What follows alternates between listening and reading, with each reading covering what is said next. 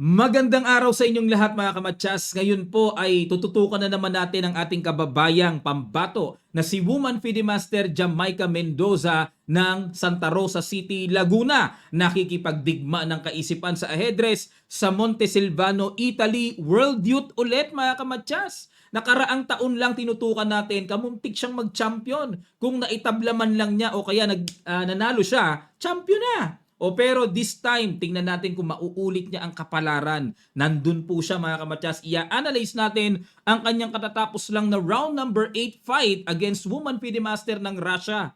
Ayan, pero bago natin pasadahan mga kamatyas, ay iwanan ko muna kayo ng puzzle. Hatid sa atin ng Internet Chess Club. Ito po yon mga kamatyas.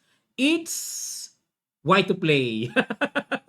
Ano kaya sa palagay nyo ang magandang gagawin ng white dito na sa ayaw at sa gusto ng black talagang mawiwindang siya? Sige po, sa mga makikita nyong kasagutan, pakilapag nyo lang sa comment section below mga kamatya. Supportan nyo na po sa video na ito para mas lalong ma-promote, lalong ma-share sa pamamagitan po ng inyong heart, likes at comments. Malaking bagay po yan. Ayan po, sa mga wala pang Internet Chess Club application, downloadable lang po ito sa Play Store at App Store. Free lang ang paggawa ng account dito. Gamitin nyo na pang training mga kamatsas. Alright, black dito ang ating kababayan at white pieces. Ang pangalan nito ay Dudkina ng Russia, Woman FIDE Master. Pero bago yan mga kamatsas, gusto kong ipakita sa inyo ito. Ayan po yung venue nila, oh. Ay kaganda, napakalaki, oh. The best. Ayun, oh, yan oh, laki oh. Sigurado multipurpose hotel yan ng Italy. Ayan po oh. Oh, laki oh. Naalala ko nung bata ako mga kamatsas. Oh, ayan kasi ako po ay nakapaglaro din ng World Youth noon, under 16. Bago pa yung World Junior sa Istanbul, Turkey. Ginanap po yung World Youth namin noon sa Heraklion, Crete, Greece. Ayan. Isang magandang alaala.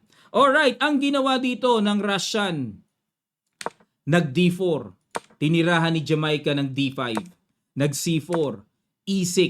Queen's Gambit declined. Knight C3. Nag-A6. Wow! Unusual move. Sa madalas po na pagkakataon, Knight F6 lang ang natural dyan eh. Pero ito, A6. Kumapture sa D5. Kasi ang plano po kasi ng A6, naalala ko, kakain yan dyan sa C4, tapos susundan ng B5. Kumbaga, pahihirapan ng black na mabawi yung C4. O pero, magulang eh, oh. Sigurista, kinapture na kagad. Takes at nag-Knight F3, Knight F6 develop, Bishop G5 pin, Bishop E6 lang. Saan kaya ilalagay itong Bishop ano? Ang nakikita ko kasi natural dyan, Bishop E7, pero nag-Bishop E6 si Jamaica. Kinapture na po ang Knight. Queen takes F6 at nag-Queen B3. Ayun, inatake ang Pawn B7 at nag-Rook A7. Grabe. Kakaiba mga tira niyan ni Jamaica. O Rook A7 dinipensahan at nag-G3. Ayun. Dito po, hindi nangahas ang puti na kumapture sa D5. Ano ba mangyayari kung kakapture dyan? Mag-Queen D8. At halimbawa, mag-E4 para masabing may depensa, titirahan lamang po ng C6. Okay? Pero may nakikita pa rin ako. Wait lang po, wait lang. Paano kung mag-Queen B6? May pangsabayan na hanging ang tore sa A7. Kakainin lang yon. Na kapag kinapture ito, may D takes E4, magdedire-diretso. So may tempo attack pa. At kung mag-Knight D2, then mag-B Bishop to B4. Medyo magulo lang itong linyang ito mga kamatsas. Halimbawa, Queen takes B7 and then capture doon, capture and castling. O kahit na quality up dito ang puti, pero tingnan nyo po ang exposure dito ng White King, nakakatakot sa White yan. Bago pa makalabas sa mga tore, baka may something nang mangyayari. Okay, so yan po yung plano ni Jamaica dyan, ano? Pero wala, naramdaman ng Russian, nag-G3 lang para magde-develop tapos magkakasling na. At nag-Queen D8, binalikan lang po yung pawn para sapat na ang depensa. Nag-H4, another interesting idea, magna-Knight G5 pagkaganyan po, atakihin yung bishop. At dito, wala, sinisix lang ni Jamaica, solid lang. Tumalo na nga po yung knight. Kasi kung ako po yung titira, parang gusto ko mag-H6 eh. Para hindi na makatalon yung knight. Pero parang winelcome pa ni Jamaica. No? Tingnan natin. Bishop C8. Ayan, nag E4. Okay, eto na. Binasag na. Nag H6. O di tatakbo din yan. Takbo. Saka kinapture ang pawn E6. Nag Knight E5. Pasugod palaban ang Russian na ito. Kakainin po yung F7 eh. Matchas ang threat. Aba, salbahiski ah. Binigyan po ng bad move ang tira na yan. Ang gusto ng computer, simpleng kainin lang. Walang hiwaga. Kainin lang talaga pero wala, nag Knight E5 eh. Sinalubong po ng ating pambato. Siyempre, para madepensahan, may tempo attack pa. Sinalubong din ng bishop. Okay, ano na? Ano na meron dito? Sabayan na. Kinapture po ang bishop. Queen takes C4. Ayun. Diyan, kumabyos ng tira. Ang gusto po ng computer, knight takes C4. Pero queen. Parang natural lang naman yung queen ano. Kasi may threat pa nga sa F7 mga kamatyas eh. At dito natumbukan ng ating pambato po ang napakagandang tira. May atake na. Hindi makakain sa F7. Depensado pa. Wow. Grabe ganda.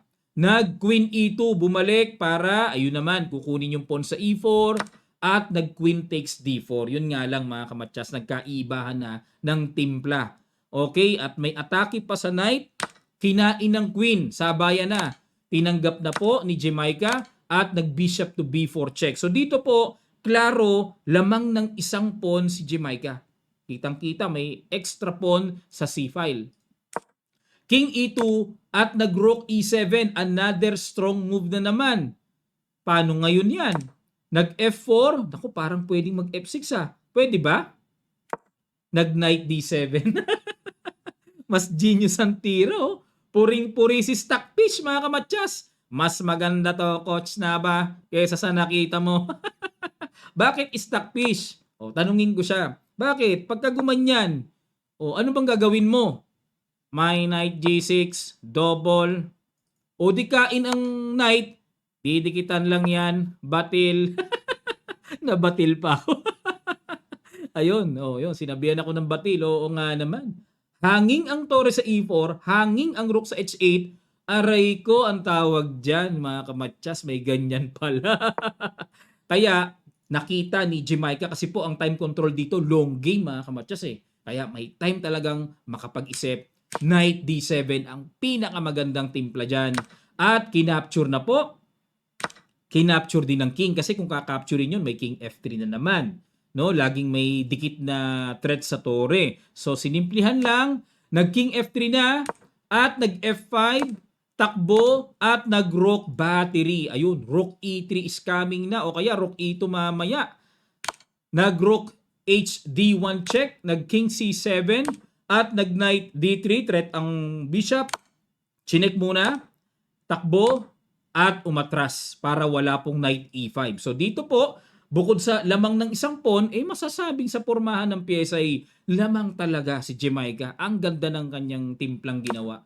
Rook AC1. Ayan, para hindi makatulak ng C5 at nag G5. What a move na naman. Ang ganda tumira, no? Yan ang bilib ko kay Jamaica. Pag sa long game, mabigat, malalim ang tira niya, mga kamatyas.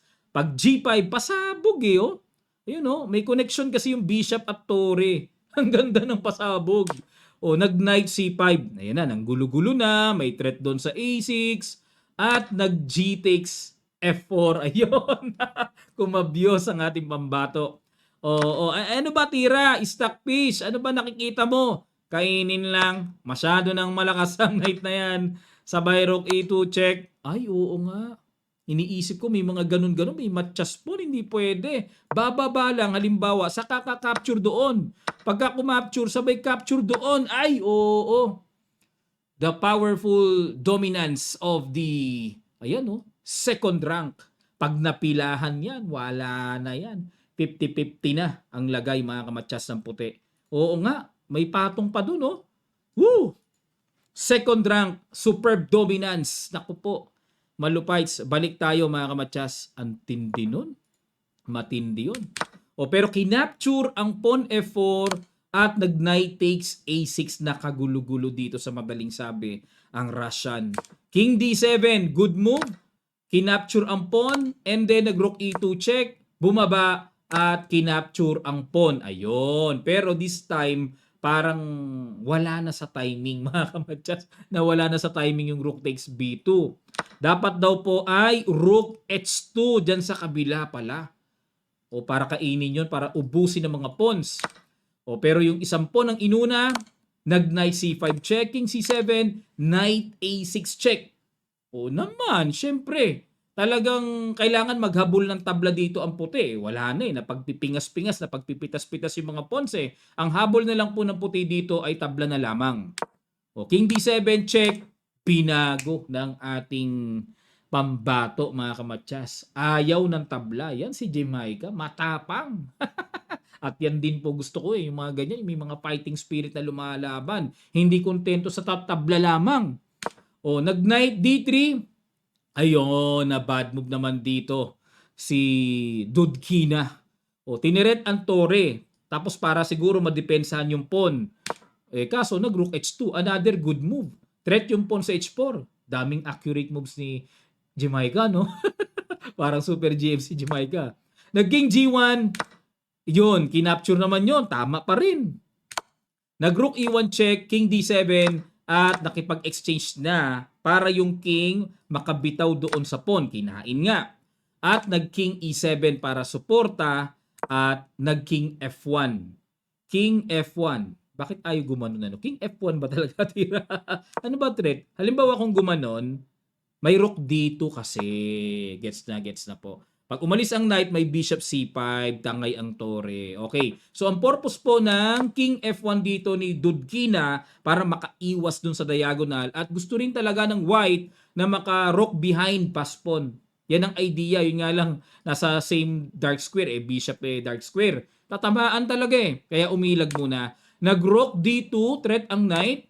Nag-rook c3, depensa. Nag-king e6. Ayan, ang basa ko dito, gusto ni Jamaica maka-king d5, king d4, or king e4. Yan po yung paparating. Pero, binadmoban ng computer. Kung accurate ang pag-uusapan, rook a2 po ang gustong ipatira dito. Rook a2.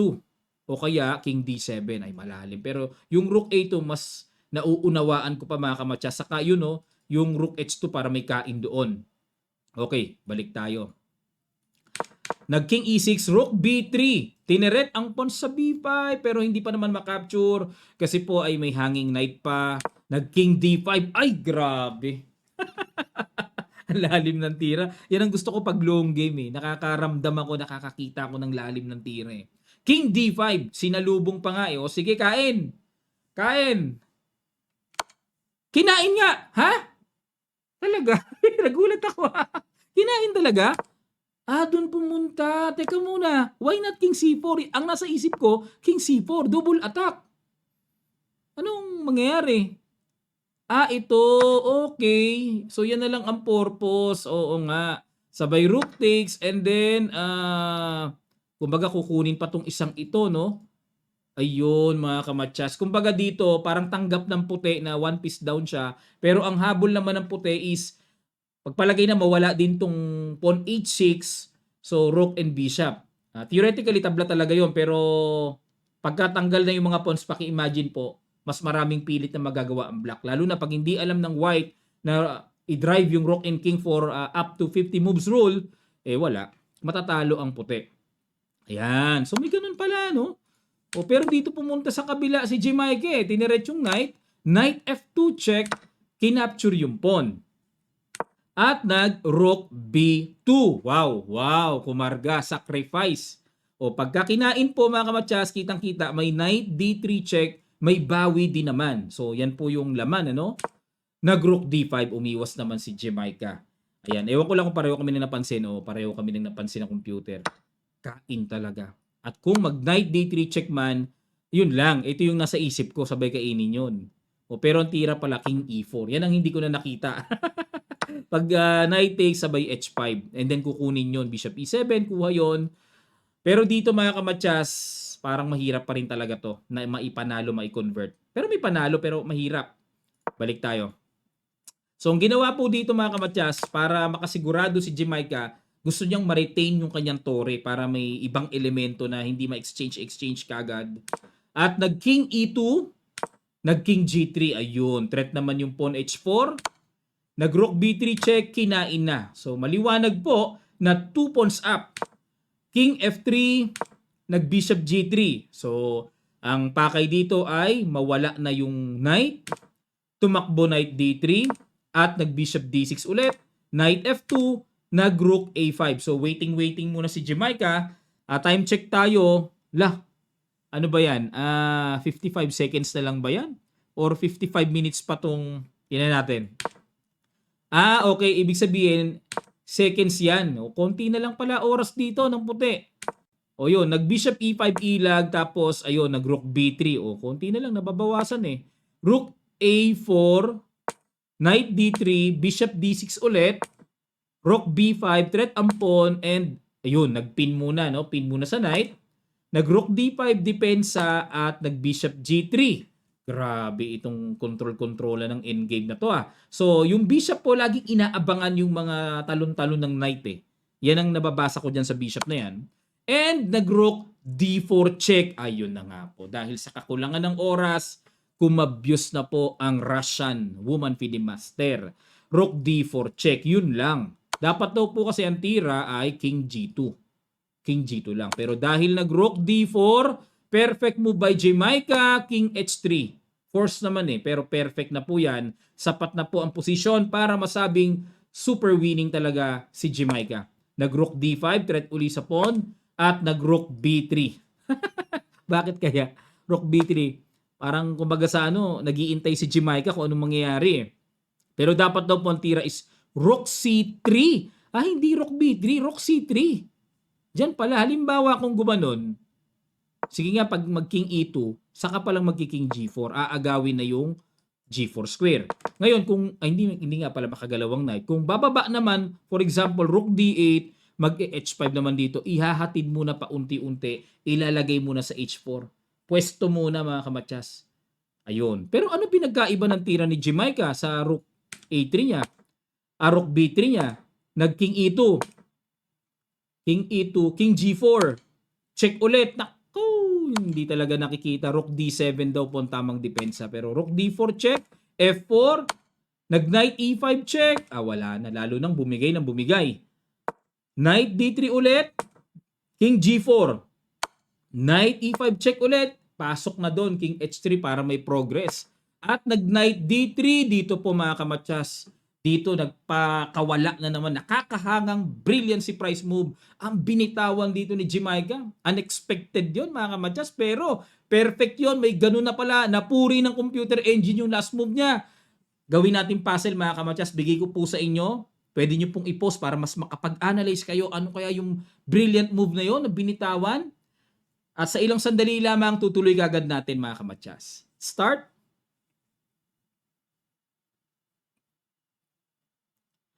Maraming salamat po mga kamatyas.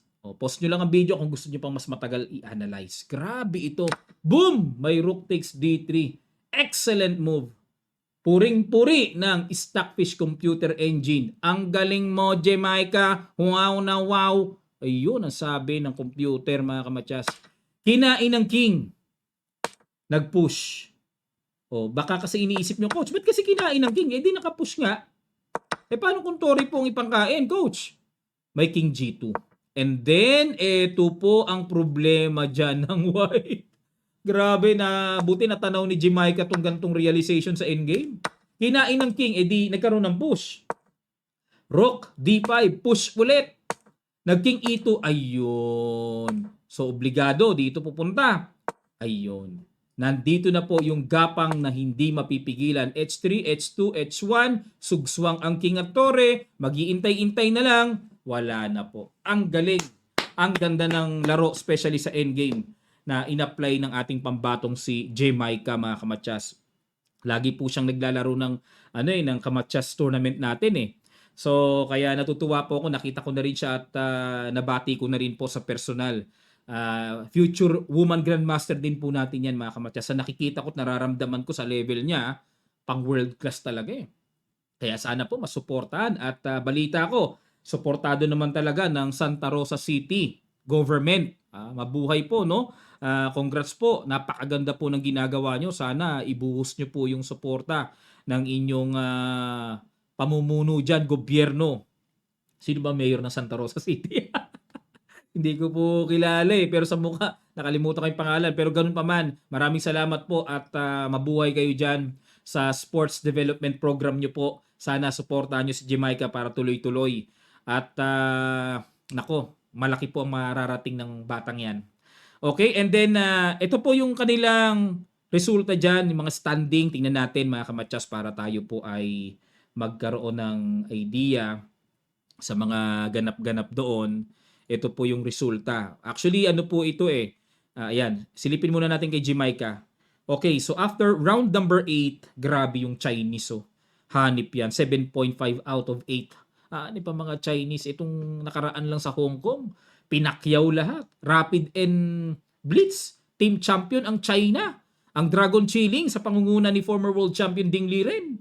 Ngayon na naman, nangunguna Chinese na naman. Ayun, nakausap ko po yung team captain, si Ni Hue, sa airport. Doon kami nagkita sa airport Tapos nakiusap ako na magpa-picture kay Juwen Jun kasi mailap si Juwen Jun Medyo ayaw magpa-picture nakuha ko yung panungke. Tropa ko yung coach niya si Ni Hue. Alam niyo bakit ko tropa? 2 beses ko na po nakalaban sa tournament. Nagkaka-analyze kami, nagkukwentuhan kami. Kaya naka-close ko nung nagkita kami, natuwa din siya.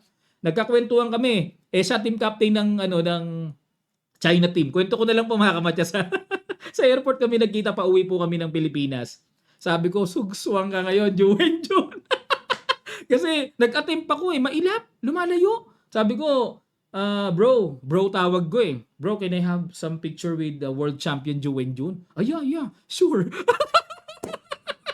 Sugswang si Juwen Jun. Kaya may picture ako, pinost ko sa Facebook Sugswang. Tsaka si Ding Liren. Wala akong picture kay Ding Liren. Sugswang. Yung captain, yung coach ang katropa ko. Lagi po kasing lumalaro sila sa Olongapo International Open nung time na nagpapatournament palagi tayo ng International Open. Nakakalaro ko yun. Talo nga lang ako. Malakas talaga si GM ni Hue. Syempre nagkakakwentuhan kami. May ano na rin may friendship na rin develop nakagandahan sa chess Patalo ka man, manalo, may friendship na na nade-develop Ay, sungkit. Nagkaroon ako ng picture. Ayun. Nalayo na tayo mga kamatsas. Ayun. Ang point ko po, nakausap ko yung team captain nila. Grabe daw ang training nila mga kamatsas. Grabe ang training daw. Sobrang grabe daw ang preparasyon nila. Yun lang ang hindi ko alam kung anong sistema yon. Na kung maa-adapt natin dito sa Pilipinas. Matindi. Tingnan nyo to.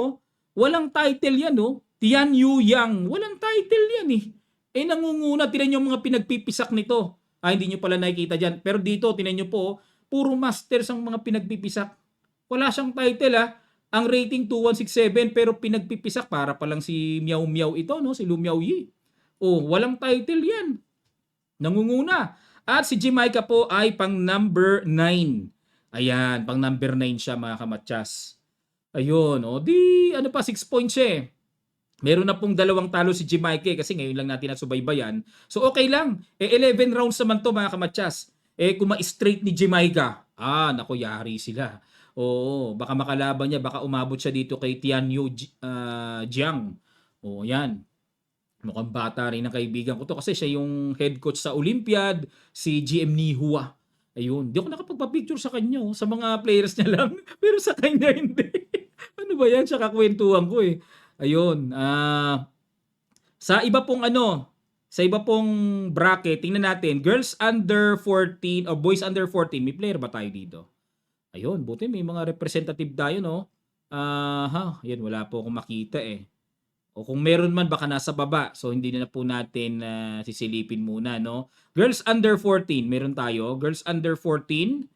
Tingnan natin kung meron. Girls under 14. Wala rin po sa first 25.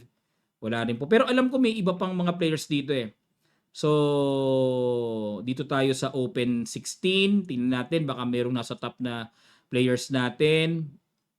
Tinitingnan po natin kung may Philippine flag. Madali namang makita. Wala po. At girls under 16, nakita na natin. Boys 18, tingnan natin, may players ba tayo dyan sa Boys 18? Boys 18. Boys 18 na pumasok sa top 25, wala pa po. O baka wala tayong players dito ah. Girls under 18, silipin po natin mga kamatsas, baka meron tayo dito na pumasok sa top 25 o wala rin po mga kamatsas. Okay, so nakikita naman po dito sa chess.com. Pero kung may mga players tayo below or medyo nasa upper boards pa, no? Nasa lower boards, I mean. Ayun, galingan nyo po and good luck sa inyo. Gain experience kung di man pala rin. Okay? At alam ko may kasama si Jimike na ibang players representative natin. O galingan nyo dyan. So, ganoon naman po talaga eh. So, you need thousands of games para maging great player talaga ng chess. So, ano man mangyari, ay great experience po yan, great learnings yan. Okay, maraming salamat po mga kamatsas. Susundan natin si Jamaica no, sa mga susunod kasi ang alam ko po, 1 game per day ito eh. So, kung ano yung magiging resulta bukas, papasadahan po natin. Iba nga lang ang time doon eh, sa Italy mga kamatsas, pero susubaybayan natin. Maraming salamat po sa palagi niyong pagsuporta. Pa-subscribe po ang channel natin at pa-share na lang po sa inyong mga kakilala, mga kababayan natin. Maraming salamat po. Magkita-kita pa tayo sa mga susunod pa nating chess updates. God willing.